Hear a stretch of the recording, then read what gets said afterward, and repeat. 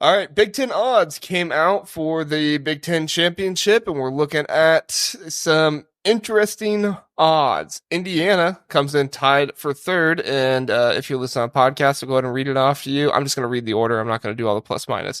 UCLA, Michigan State, Purdue, Indiana, Rutgers, Ohio State, Illinois, Michigan, Maryland, Oregon, USC, Wisconsin, Northwestern, Iowa, Washington, Penn State, Nebraska, and Minnesota at plus 15,000, not 1,500, plus 15,000 odds.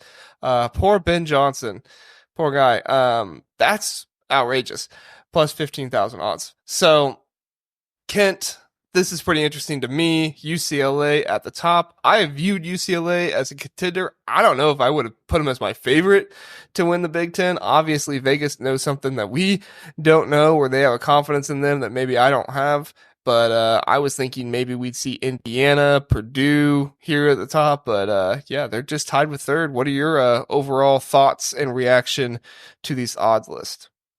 I think that it was, for the most part, pretty accurate. And I'll start at the bottom with the things that I have a quarrel with. The Minnesota disrespect is absolutely insane. I need to find out who made these odds, and I need to speak with them for a moment. You don't disrespect Ben Johnson like that. You don't disrespect Parker Fox like that. You just don't do it. So whoever did it, I need names and I need addresses. Vegas. I would like to. I'd like to have a conversation with them. I can't believe they're the only ones that are at that odds. By the way, we just got done talking about this. Like, for them to be lower than Washington, I'm thinking is very that's really surprising to me, because I think Minnesota is better than them. I'll say that off top. I think that Minnesota is better than Washington. Better than who? Washington. I think Minnesota is better than Washington. Yeah, but they don't have anybody on their team named Great. So that's true. If I go back up to the top, though, when I look at odds like this, I'm looking for places that I think is a spot where you can make a lot of money. So I start looking at teams that I believe can win the conference. And right now, I have four. I have UCLA, who is at the top. I have Purdue, who is second. I have Indiana, Purdue, who is third. Indiana's fourth. And then I have Illinois, who is seventh in the odds, I believe, if I'm counting that right, at plus 1,000. So I was shocked the most to see Illinois that far down the list. And if you're looking for a spot to make some money, I guess that's where I would place my money to have fun with it. You know, it's easy to put it on one of those top teams and be like, all right, you're still going to make a little bit of money. If you really want to make some, though, I'd go with Illinois. That'd be a fun one. They're going to have a good team next year. Is that your best bet? I think my best bet would be Illinois. You know, even right below them, Michigan is a fine bet, but I don't think they're actually going to win the conference next year. So I think that that's like one that you're going to lose your money. It might be fun throughout the season, but you're not actually going to win it. Like, you could really win it with Illinois next year at 1,000. I think that's a good bet. Yeah, I mean, like, Michigan, they have a good roster, and I think they could win it, but it's just so hard for a brand new coach to come in and win the conference right off the bat like that. So I'm with you there. I think Michigan will contend and do well, but yeah, brand new coach coming in like that, that's really, really difficult. Philip says Ohio State getting a lot better odds than I would give them. Look, if you would have told me Ohio State is the same odds as Illinois, I'd be thrilled. Yeah. I mean, I don't think that they should be. I don't think they should be super far below them, but I was kind of surprised to see that as well, though. Yeah, I think they should definitely be above Maryland, and right around with Michigan. You know, I'm kind of understanding that. I see those teams in similar situations, good rosters coming in, but you know, first year head coaches in the Big Ten, so if that's going to be difficult. But at the end of the day, like Rutgers, I still struggle with two freshmen and Steve Pikiel's inability to create offense as a head coach. I don't know, like you can't put everything on these freshmen. Freshmen are not what they used to be in college basketball, with guys having extra time and guys getting older, transferring around and being able to fit in better systems or fit in systems that are better for them. And I think a lot more guys are smart and savvy about getting in the transfer portal and not just going to the highest bidder, but going to a place where they fit the system much better. So I don't know. Like if I was looking for a team in the top, 5 or 6, odds there that has the potential to finish in the bottom half of the Big Ten. It's unfortunate, but I'm picking Rutgers. Like their odds are just too high, and I don't know if it's going to work out for them. I think Rutgers is a little bit too high, but I also think of the perspective of the sports book. Like there's a lot of hype around them and like so much happening with them that they're like, let's shoot it up there and see if we can get some people to bite on this and get some free money out of them.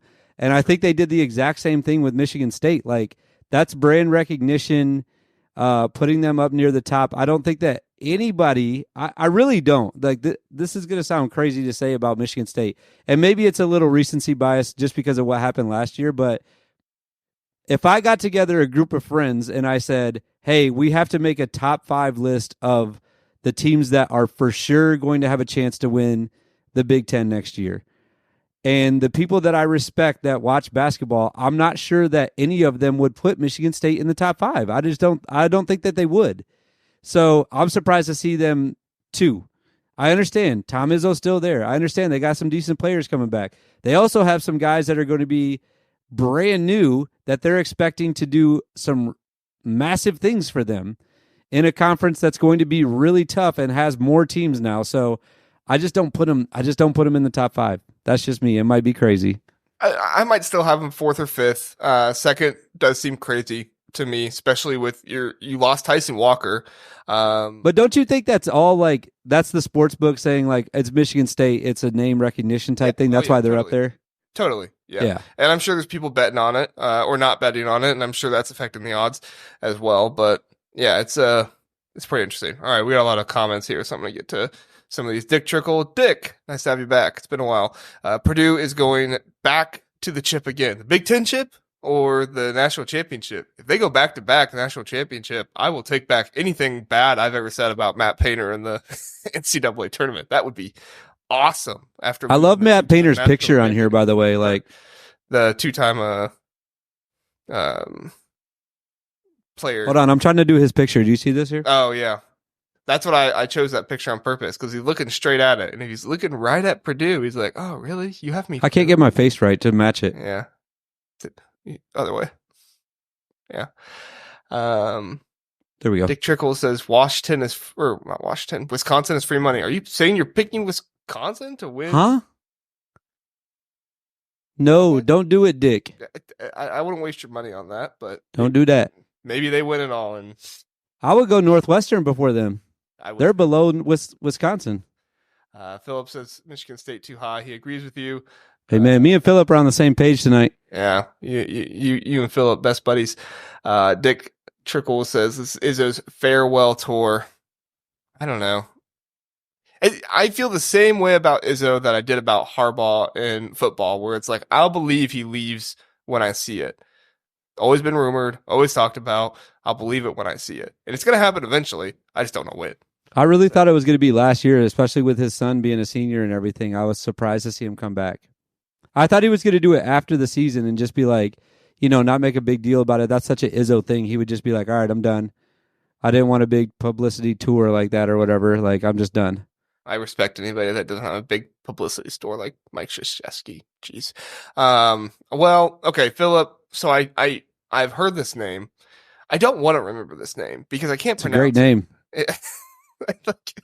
If Illinois could just get players, like we talk a lot of Illinois basketball because they have a lot of fans and people want to hear about them. Obviously, we don't talk very much Northwestern other than Kent because there's not very many Northwestern fans out there. But Caparis, Jacques Yukonis. How did I do? It was pretty good. I don't know if that's right or not. Yeah.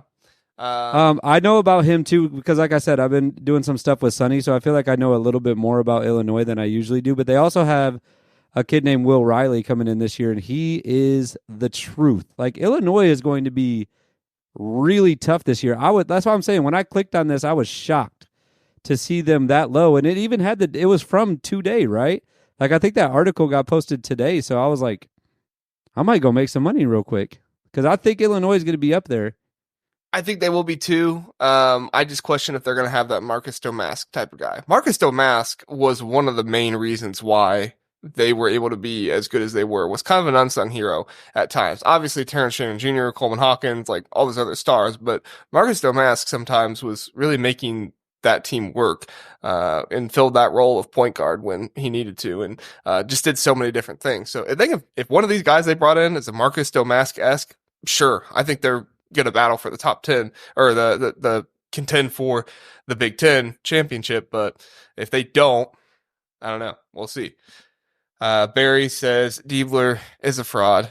Don't hurt me like that, Barry. I can't deny it, but don't hurt me like that. Philip, switch Maryland and the Fighting Parker Fox.